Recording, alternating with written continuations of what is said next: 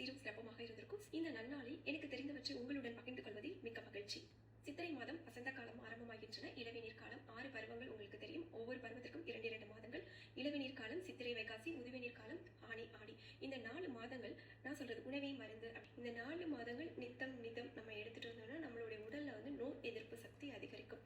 அது என்ன அப்படிங்கிறத வாங்க பார்க்கலாம். பெருஞ்சீரகம் பற்றி தான். இது எல்லாரோட அஞ்சரை பெட்டியிலையும் இருக்கக்கூடிய ஒன்று. இந்த பெருஞ்சீரகத்தை வந்து தூசி எதுவும் இல்லாமல் நல்லா படைச்சு எடுத்துக்கோங்க. இப்போ ஒரு வானொலியை வந்து அடுப்பில் வச்சு இது வந்து சூடாகிருக்கு. இந்த இடத்துல வந்து வெறும் வானொலி தான். இதில் வந்து இந்த பெருஞ்சீரகத்தை போட்டுக்கலாம். போட்டுட்டு லேசாக இளவரிப்பாக வறுக்கணும். இதுக்கு ஈக்குவலாக நம்ம வந்து பனங்கற்கண்டு அல்லது கற்கண்டு சேர்க்க போகிறோம். சேர்த்துட்டு அந்த பொடியை மிக்ஸ் பண்ணி வச்சுட்டு அதில் 1 கிராம் அல்லது 2 கிராம் அளவு பெரியவங்க, சின்ன குழந்தைங்கன்னா அதில் ஒரு பாதி அளவுக்கு கம்மியாக தண்ணியில் கலந்துட்டு காலை மாலை 2 வேளை வெறும் வயிற்றுல சாப்பிட்டு வரணும். சாப்பிட்டதுக்கப்புறம் ஒரு 20 நிமிஷம் கழிச்சுட்டு அதுக்கப்புறம் தான் நீங்கள் எது நாள் சாப்பிடணும். அதுக்கு முன்னாடி சாப்பிடக்கூடாது.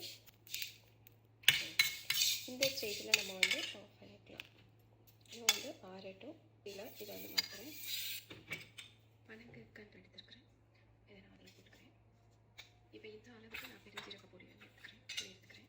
இதை நான் அதில் வந்து வளர்க்குறேன். மிக்ஸ் பண்ணியாச்சு.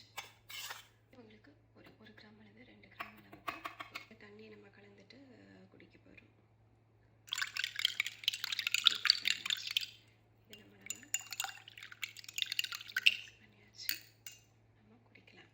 கர்ப்பிணி பெண்கள் மட்டும் எடுத்துக்க வேண்டாம், மற்றபடி எல்லாரும் எடுத்துக்கலாம். சித்திரை முதல் ஆடி வரை, அதாவது ஏப்ரல் 14 ஆகஸ்ட் 17 வரை இதை நீங்கள் பின்பற்றி வந்தீங்கன்னா உங்களுடைய நலம் நனிநலமாகும். நன்றி, வணக்கம்.